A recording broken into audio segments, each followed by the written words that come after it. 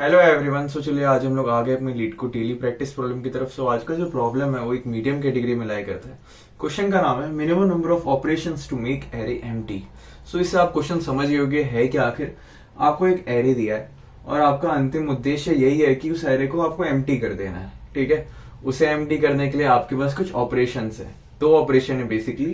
पहला ऑपरेशन कहता है कि आप एक काम करो, एक बार में आप 3 एलिमेंट ले सकते हो एरे से और डायरेक्ट डिलीट कर सकते हो। बस उसमें कंडीशन ये होनी चाहिए कि वो तीनों एलिमेंट्स इक्वल होने चाहिए।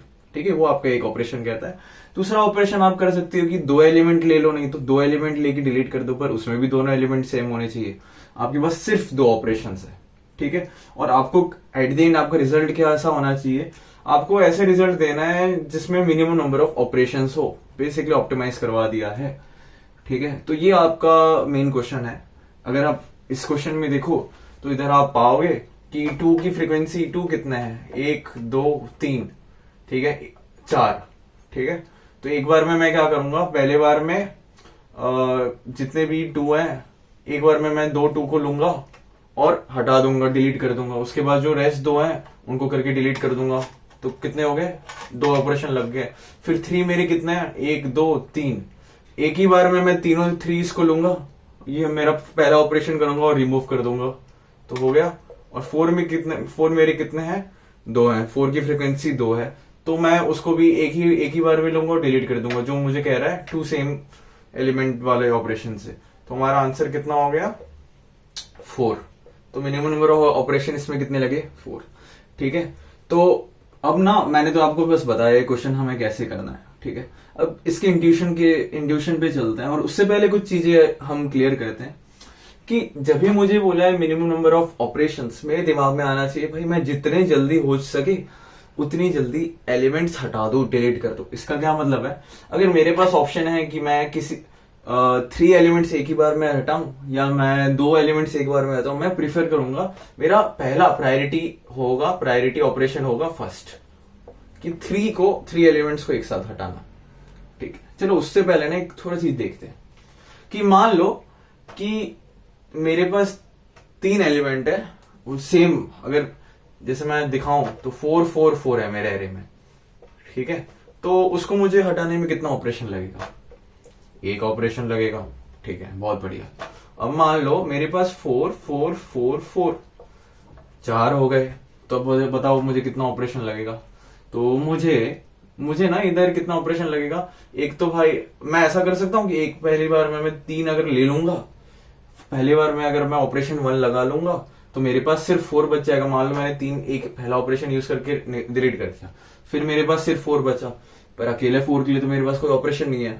मैं तो अगर ऑपरेशन 2 भी यूज करना है तो एटलीस्ट उसमें 2 एलिमेंट तो होने चाहिए ना, 2 सेम एलिमेंट्स। तो दूसरा मैं क्या कर सकता हूँ, मैं एक काम कर सकता हूँ, पहली बार में 2 एलिमेंट हटाऊंगा, दूसरी बार में 2 एलिमेंट हटाऊंगा।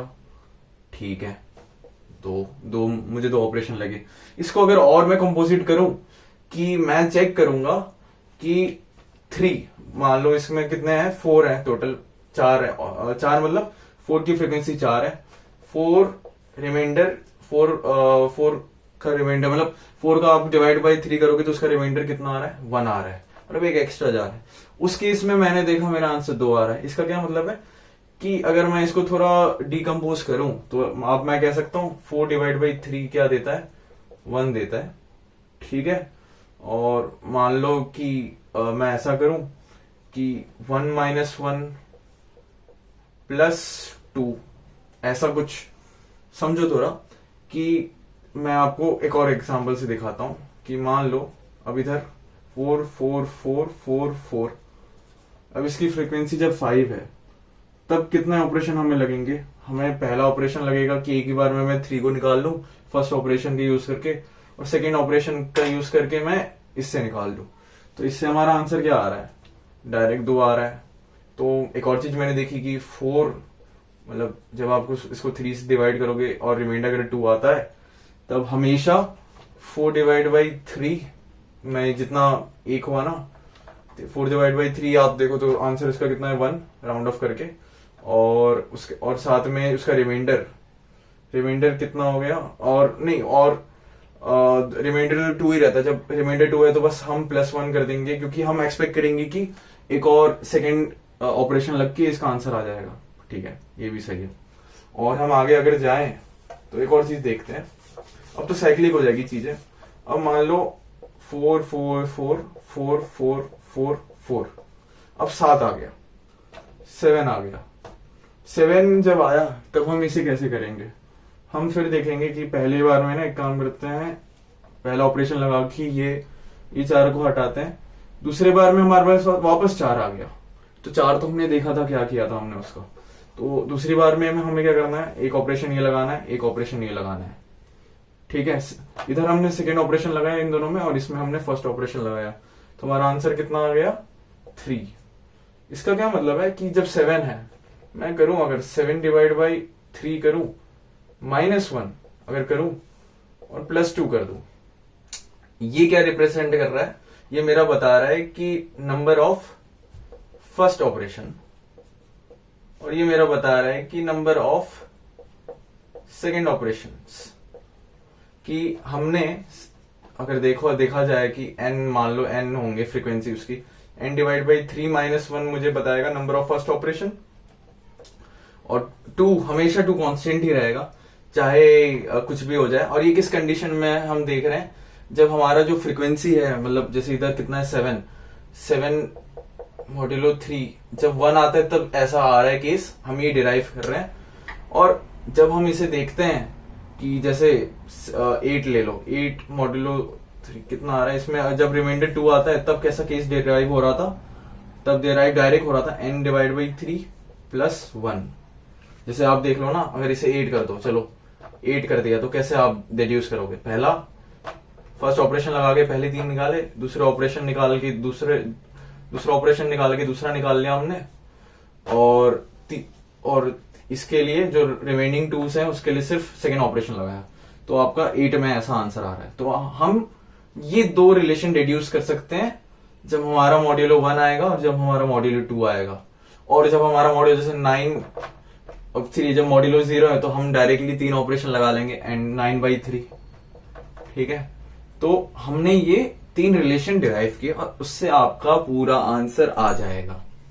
ठीक है, तो अगर अभी भी नहीं आया समझ में, तो मैं एक और एग्जांपल बताता हूं। मान लो कि अब ना जो फ्रीक्वेंसी, मान लो 4 की फ्रीक्वेंसी आ गई हमारे पास, फॉर द एग्जांपल 13 आई, तो आप देख लो 13 का रिमाइंडर कितना आ रहा है? 1 आ रहा है, तो 1 आ रहा है तो हमें पता है डायरेक्ट आंसर 13/3 -1 +2 कितना हो गया? ये आप ले लो तो 4 -1 3 +2, 5 ऑपरेशंस में आपका काम खत्म। क्या सच में है ये? 4 4 4 4 4 4 4 4 4 4 4 4 4 13 है। तो पहली बार में मैं ये लूंगा, दूसरी बार में मैं ये लूंगा, तीसरे में मैं ये, और चौथे 5 में। तो first operation first operation first operation second second, तो हमारा आंसर कितना आ गया? 1 2 3 4 5 5। देख लिया आपने आंसर। सिमिलरली आप 14 के लिए लगाओगे तो जो सेम कहानी है वो ऐसी चलेगी। आई होप ये क्वेश्चन अब क्लियर हो गया है। तो इंट्यूशन मैंने इसे पूरा क्लियर कर दिया है। अब इतनी तो आपके पास होती होगी कि खुद से अब कर लोगे। तभी भी अगर ना हो तो मैं बताता हूँ, सिंपल एक काम करना, हमें कोई मतलब नहीं है इधर 3 है 5 है 6 है, कुछ नहीं, कोई मतलब नहीं है। हम एक मैप बनाएंगे, मैप में सबकी फ्रीक्वेंसी स्टोर कर लेंगे। मैप में हम पूछ लेंगे भाई 2 तेरी फ्रीक्वेंसी कितनी है? 1 2 3 4 5 4। ठीक है, 3 की पूछेंगे कितनी भाई तेरी फ्रीक्वेंसी है? तेरी फ्रीक्वेंसी है 1 2 3। ठीक है, अब हम पूछेंगे 4 की फ्रीक्वेंसी कितनी है? 2 है। अब बस हमारे पास ये एलिमेंट्स आ गए 4 3 2। अब इसमें हम ये सारे ऑपरेशंस लगा के ऐड कर देंगे। जैसे 4 का आप ऑपरेशन लगाओ तो 4 3 मैंने देखा इसमें 1 रिमाइंडर है, तो ये वाला मैं इक्वेशन में डालूंगा। तो 4/3 -1 +2 कितना हो रहा है? 2 ही आ जा रहा है। ठीक है, तो इससे हमारा आंसर आया 2। अब जब इसकी 3 फ्रीक्वेंसी 3 मॉड्यूलो 3 कितना 0 दे रही है, तो हमारा डायरेक्ट आंसर क्या हो गया? 1। 3 डिवाइड बाई 3 इक्वल टू 1, तो ये हो गया। और जब 2 आ रही है तब 2 आता है, तो 2 मॉड्यूलो 3, तो 2 आ रहा है। तब इसमें क्या देखेंगे? 2/3 जो हमारा फॉर्मूला था n/3 +1, सो +1 लगाया, इसी कितना हो गया? 0 +1। आंसर इसमें कितना आ रहा है? 1। एक ऑपरेशन लगेगा। सो टोटल हमारा ऑपरेशन कितना हो गया? 4। हमारा आंसर आ गया 4।